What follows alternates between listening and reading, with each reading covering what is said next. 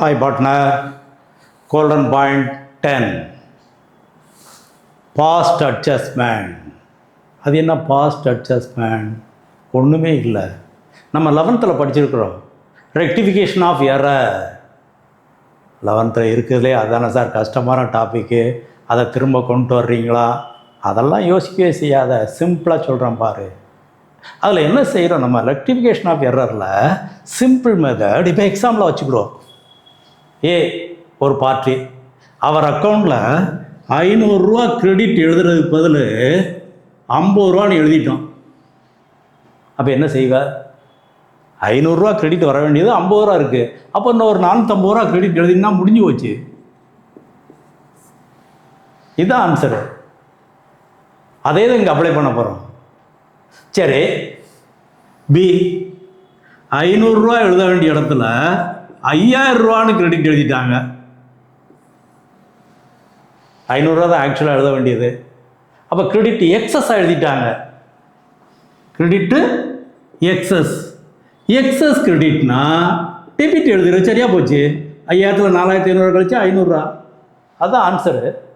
அப்போ எக்ஸஸ் கிரெடிட்னா டெபிட் எழுது, லெஸ்ஸர் கிரெடிட்னா கிரெடிட்லேயே எழுதிரு.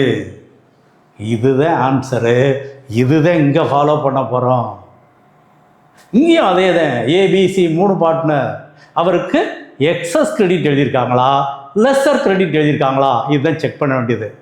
இப்போ இதில் என்ன சொல்ல போகிறாங்கன்னா, சிம்பிளாக சொல்கிறதா இருந்தால், இப்போ எக்ஸாம்பிளாக ப்ராஃபிட் ஒரு 60,000 தப்பாக ரேஷியோ படி பிரிச்சிட்டாங்களாம். நம்ம ஏற்கனவே சொன்ன மாதிரி 2:2:2, 1:1:1 ஈக்குவலாக பிரிச்சிட்டாங்களாம். அது தப்பு. அப்போது அவங்களுக்கு கிரெடிட் கொடுத்தது 20,000, 20,000, 20,000. இது கிரெடிட் கொடுத்தது தப்புங்கிறாங்க. ஆஸ் பர் அக்ரிமெண்ட் என்ன சொல்லுதுன்னா, இன்ட்ரெஸ்ட் ஆன் கேபிட்டல் இருக்குது, சேலரி இருக்குது, இன்ட்ரெஸ்ட் ஆன் ட்ராயிங்ஸ் இருக்குது.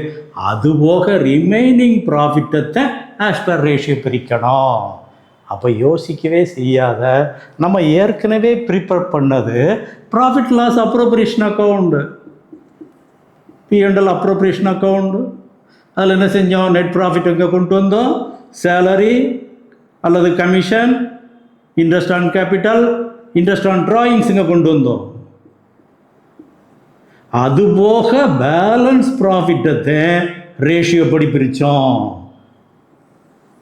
இதை மைண்டில் வச்சுக்கோ, குழப்பமே இல்லை. அப்போ என்ன செய்ய, ஒரு டேபிள் போட்டுரு. அந்த டேபிள் படி இன்ட்ரெஸ்ட் ஆன் கேபிட்டல் என்ன, 3 பேருக்கு எவ்வளோ வருது, சேலரி எவ்வளோ வருது, எல்லாத்தையும் போட்டுரு. அப்போ டேபிள் போட்டோம்னா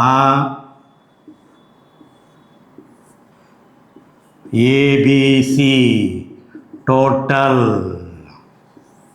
முதல்ல இன்ட்ரெஸ்ட் ஆன் கேபிட்டல் 3 பேருக்கு எவ்வளவு, சேலரியா கமிஷனா யாருக்கு இருக்கு, இன்ட்ரெஸ்ட் ஆன் ட்ராயிங்ஸு ஃபர்முக்கு இன்கம். அப்போ அவங்ககிட்ட மைனஸ் பண்ணுவோம் நம்ம. இது போக பேலன்ஸ் எவ்வளவு ப்ராஃபிட் இருக்கோ அந்த ப்ராஃபிட்டை ரேஷியோ படி பிரி, இது டோட்டல் போடு. இதுதான் கரெக்ட் கிரெடிட். இங்கே சொன்ன மாதிரி கரெக்ட் கிரெடிட் 500. அதே தான் இங்கே ஒவ்வொருத்தருக்கும் கரெக்ட் கிரெடிட் எவ்வளோன்னு பாரு. உண்மையிலே செய்ய வேண்டியது என்ன, அதை முதல்ல தெரிஞ்சுக்கோ. அடுத்து ராங், என்ன தப்பு பண்ணிட்டாங்க, இது தப்பு பண்ணிட்டாங்க, இது தப்பு, அதை ஆன்சர் கொடு. அப்போ கரெக்ட் கிரெடிட் என்ன, ராங் கிரெடிட் என்ன, ரெண்டையும் கண்டுபிடி. இது கண்டுபிடிக்கிறதுக்கு குழப்பமே இல்லை. நம்ம P&L அப்ரோப்ரியேஷனை கொண்ட மைண்டில் வச்சு ஒரு அட்ஜஸ்ட்மெண்ட் டேபிள் போட்டோம்னா கணக்கு முடிஞ்சிருச்சு.